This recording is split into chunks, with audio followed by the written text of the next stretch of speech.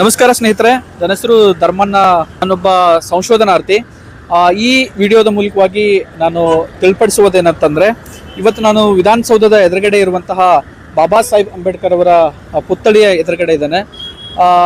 ಇವತ್ತು ಇಲ್ಲಿ ನಿಂತ್ಕೊಂಡು ಈ ವಿಡಿಯೋ ಮಾಡೋದಕ್ಕೆ ಕಾರಣ ಏನು ಅಂತಂದರೆ, ಅಧಿಕೃತವಾಗಿ ಬಹುದಿನಗಳಿಂದ ಅಂದರೆ ಸುಮಾರು ವರ್ಷಗಳಿಂದ ಯೂಟ್ಯೂಬ್ ಚಾನಲ್ ಮತ್ತು ಸೋಷಿಯಲ್ ಮೀಡಿಯಾದ ಮೂಲಕವಾಗಿ ನಿರ್ದಿಷ್ಟವಾಗಿರ್ತಕ್ಕಂಥ ವಿಷಯಗಳನ್ನು ಸಮಾಜಕ್ಕೆ ಮುಟ್ಟಿಸಬೇಕು ಅನ್ನುವಂಥ ಮಹದಾಸೆ ಇತ್ತು.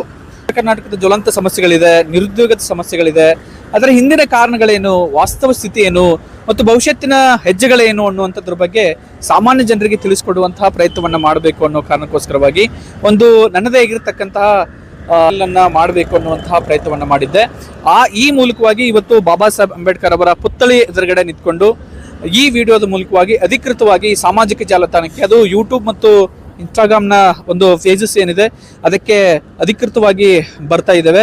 ಇನ್ಮುಂದೆ ಈ ಚಾನಲ್ ಮೂಲಕವಾಗಿ ನಿಮಗೆ ರಾಜ್ಯದಲ್ಲಿರ್ತಕ್ಕಂಥ ಅನೇಕ ಜ್ವಲಂತ ಸಮಸ್ಯೆಗಳ ಹಿಂದೆ ಇರತಕ್ಕಂಥ ಕಾರಣಗಳು ಮತ್ತು ರಾಜಕೀಯವಾಗಿ ಏನು ನಡೀತಾ ಇದೆ, ಅದಕ್ಕೆ ಪರಿಹಾರಗಳೇನು ಅನ್ನೋದನ್ನು ಸಂಶೋಧನಾತ್ಮಕವಾಗಿ ಅದರ ಹಿಂದೆ ಇರತಕ್ಕಂಥ ಎಲ್ಲ ಸತ್ಯವನ್ನು ತಿಳಿಸ್ಕೊಡುವಂಥ ಪ್ರಯತ್ನವನ್ನು ಮಾಡುವಂಥ ಒಂದು ಉದ್ದೇಶ ಇದೆ.